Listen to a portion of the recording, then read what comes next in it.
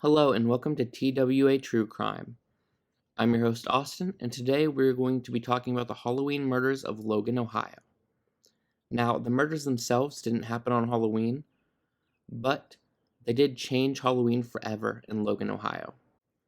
On October 4th, 1982, 19-year-old Todd Schultz, along with his 18-year-old fiancée, Annette Cooper Johnston, were reported missing. For 10 days, the couple remained missing. Then, on October 14th, 1982, their torsos were found in the Hocking River.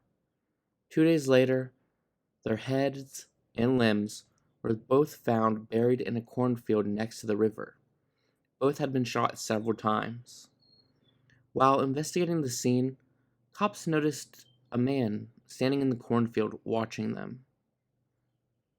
Now, being the 80s, rumors of Satanists and human sacrifice quickly swept through the town. Halloween was canceled, and many residents became vigilant for any signs of cult behavior. Dale Johnston, who was Annette's stepfather, became the prime suspect. It was well known he had a troubled relationship with her and that he didn't approve of the couple marrying. Johnston's fate was sealed when police came forward with a witness claiming that he had his memory enhanced with hypnosis and saw Johnston with Annette the night of the murder. Johnston was taken to court and waived his right to a jury. He was found guilty and sentenced to death. Now, luckily, in 1986, the Ohio Court of Appeals dismissed the witness, saying that a hypnotized subject was not a reliable source. Johnston was removed from death row and in 1990 got his case dismissed and all charges dropped. Now let's circle back to the man in the cornfield. That man was Kenny Linscott. When questioned by the police of why he was in the cornfield, he claimed to just be interested in what they were doing there. And since he lived nearby, they didn't really suspect anything.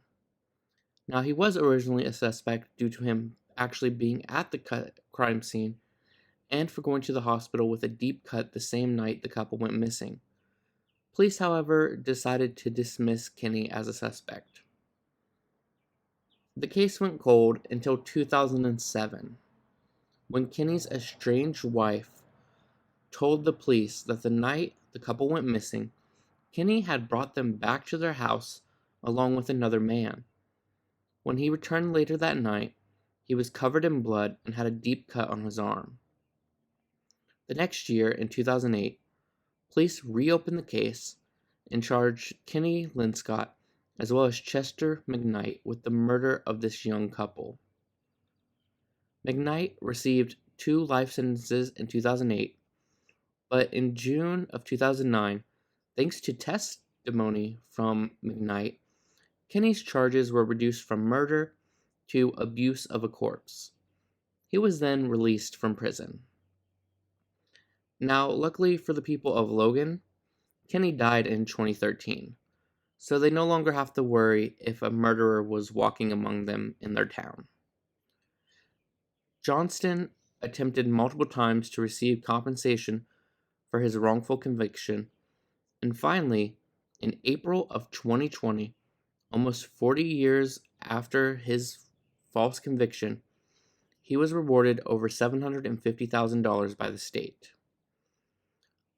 The murders of this young couple changed Logan forever, and they still haunt it to this day. Even now, trick-or-treat has to be done during daylight hours due to the fear that something could happen to one of the innocent children in the town. And that is the story of the Logan Halloween murders. Thank you for watching.